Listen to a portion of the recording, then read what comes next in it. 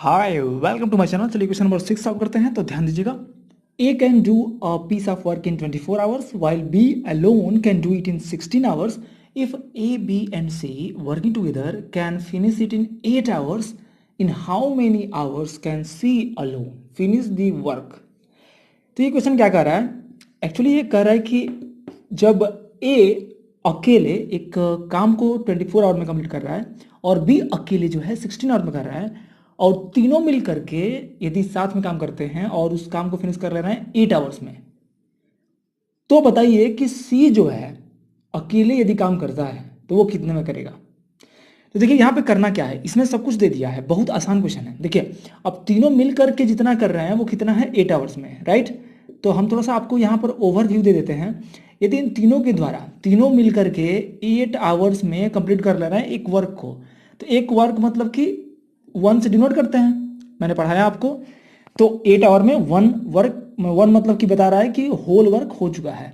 अब हमें पहले पहले निकालना होता है कि 1 आवर में ये कितने करेंगे, तीनों मिलकर के 1 आवर में कितना अमाउंट ऑफ वर्क कर लेंगे। तो 8 से डिवाइड कर देते हैं यूनिटी मेथड के अनुसार। तो यूनिटी मेथड लगाएंगे और 8 से डिवाइड करेंगे, 1/8 मिलेगा। 1/8 का मतलब हो गया कि 1/8 part of the work can be done in 1 hour by इन तीनों से, ठीक है। अब जो है यहाँ पे दिया हुआ है कि ए जो है 24 आवर में कर रहा है, तो ए के द्वारा हम निकाल लेंगे कि 24 आवर में वो जो है 1 अमाउंट ऑफ वर्क कर ले रहा है। तो 1 आवर में ये ए कितना करेगा ये भी निकालना पड़ेगा पहले। तो 1 आवर में कर लेगा 1/24, राइट। और वैसे ही हम बी का भी निकालेंगे। बी का निकालेंगे तो कितना दिया है 16 आवर्स, राइट। 16 आवर में वो जो है 1 अमाउंट ऑफ वर्क कर ले रहा है। तो 1 आवर में ये कितना करेगा बी, ये करेगा 1/16। अब जैसे कि मैंने यहाँ पर तीनों का जो है 1 आवर में निकाल लिया है, ऐसा इसलिए मैंने किया है क्योंकि 1 आवर में यहाँ पे जो निकला है वो तीनों का है वर्क डन, ठीक है।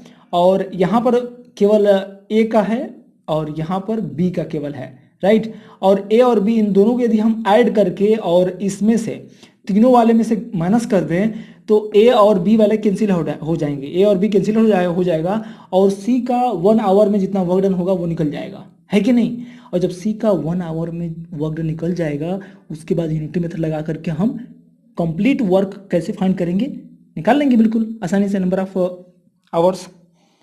तो पहले हम यहाँ पर इरेज कर लेते हैं जो भी हमने यहाँ पर किया है और इसको हम अच्छे से करते हैं लिख करके सॉल्व, ठीक है। तो स्टेप वाइज हम समझाएंगे भी आपको, चलिए समझते हैं। तो पहले जो दिया है उसको लिख लेते हैं। तो time taken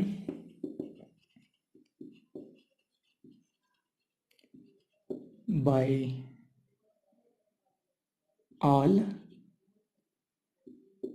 that is A comma B and C together,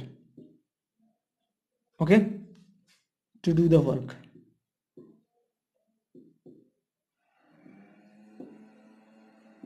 कितना लग रहा है तीनों के द्वारा, वो लग रहा है हमें यहाँ पर दिया हुआ है 8 आवर्स, ठीक है। ए बी सी तीनों जब वर्क करेंगे तो 8 आवर्स लग रहा है, तो लिख लेंगे 8 आवर्स। तो हम जानते हैं कि यदि 8 आवर्स में यदि वर्क कंप्लीट हो रहा है तीनों के द्वारा एक 1 अमाउंट ऑफ वर्क, तो 1 आवर में कितना होगा आप जानते हैं 1/8 होगा, राइट। तो इसी बात को जो है हम लिख लेंगे वर्ड्स के फॉर्म में। तो इसलिए लिख सकते हैं यहाँ पर कि यदि इतना है इसलिए ए प्लस बी प्लस सीज, मैंने इन तीनों का, देखिए ऐसा लिखने का मतलब होता है कि तीनों का ए बी सी का क्या 1 आवर वर्क, 1 आवर्स वर्क, यानी कि तीनों मिल करके यदि 1 आवर में कितना वर्क करेंगे वो हम निकाल रहे हैं। तो ये हमें पता हो गया कि 1/8 होगा जो हमने अभी अभी दिखाया था आपको, ठीक है। अब दूसरी बार ए का और बी का जो अलग अलग दिया हुआ है उसको लिख लेते हैं और उसका भी हम 1 आवर में टाइम निकाल लेंगे। तो time taken by A alone to do the same work,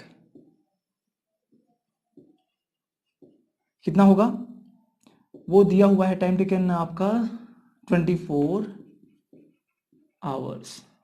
तो 24 आवर दिया हुआ है मतलब कि कह रहा है कि 24 आवर में 1 कंप्लीट होल वर्क हो जा रहा है, इसका मतलब कि 1 आवर में कितना होगा, 1/24 आवर होगा, sorry 1/24 part of the work होगा 1 आवर में।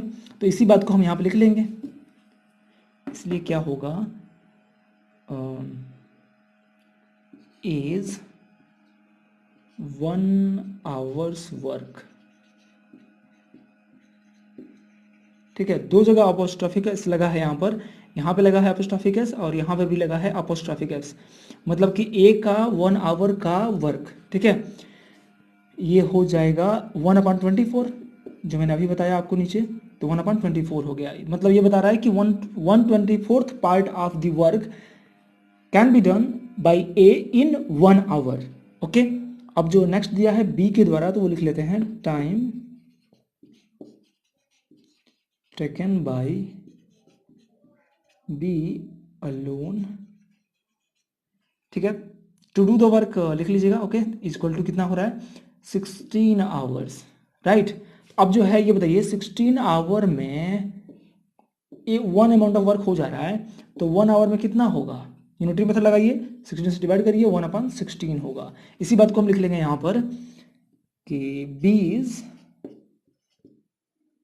1 hour work, 1 hours work is equal to, ये हो जाएगा 1/16, राइट। तो इसको हम इरेज कर देते हैं, तो हमारा बी का निकल गया 1/16 और ए का 1 आवर वर्क निकलेगा 1/24।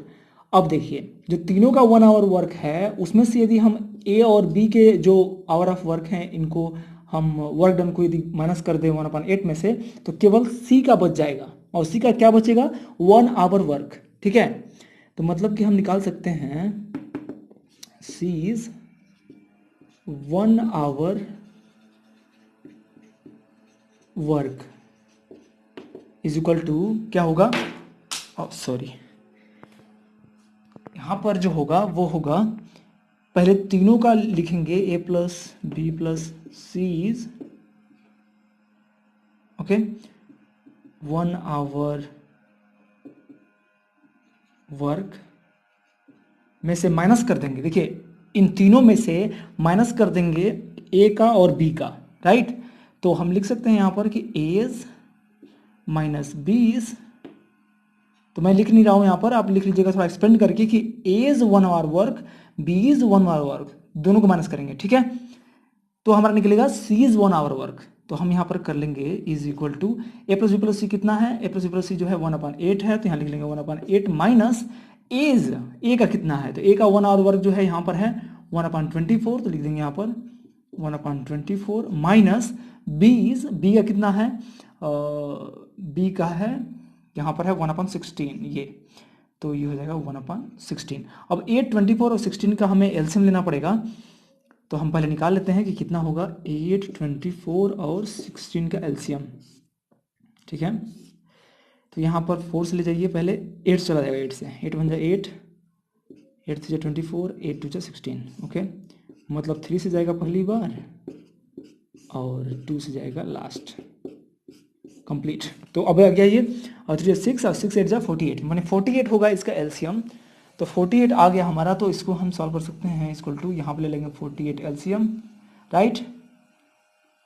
अब इस 8 से डिवाइड करेंगे 48 में 6 आएगा, फिर माइनस करेंगे, माइनस साइन यहाँ पर है, 24 से डिवाइड करेंगे 2 टाइम्स चलाएगा, ठीक है, 2 से चला जाएगा, उसके बाद 6 से जाएगा तो 16 3 जा होता है, 16 से जब 48 होता है तो -3 हो जाएगा यहाँ पे। और देखिए माइनस माइनस में 2 यहाँ पर है तो 3 2 5 5 हो जाएगा, और 6 में से माइनस करेंगे 1 मिलेगा, मीन्स 1/48 आएगा। फाइनली मिल गया कि सी जो है 1 आवर में कितना वर्क कर रहा है वो मिल गया है, ठीक है। और इसको हम इरेज कर देंगे, और यहाँ पर ध्यान दीजिएगा 1/48 क्या मिला है, 1/48 मिला है कि इतना अमाउंट ऑफ वर्क किया जा रहा है केवल सी के द्वारा 1 आवर में, राइट। तो यहाँ पर आप यूनिटरी मेथड लगा देंगे तो 1 यूनिट का निकाल सकते हैं, यहाँ पर 1/48 का मिल गया, तो मीन्स आप क्या कर सकते हैं कि 1 amount of work can be done इन 48 से डिवाइड, यहाँ मल्टीप्लाई कर लेंगे 48 आवर, मतलब यूनिटरी मेथड लगा देंगे, 1/48 से इधर डिवाइड कर देंगे तो हमारा मिल जाएगा 48 आवर, ठीक है। तो इसी बात को हम लिखेंगे वर्ड्स में, तो जब 1/48 मिल गया तो लिख सकते हैं कि hence the time taken by C alone to finish the work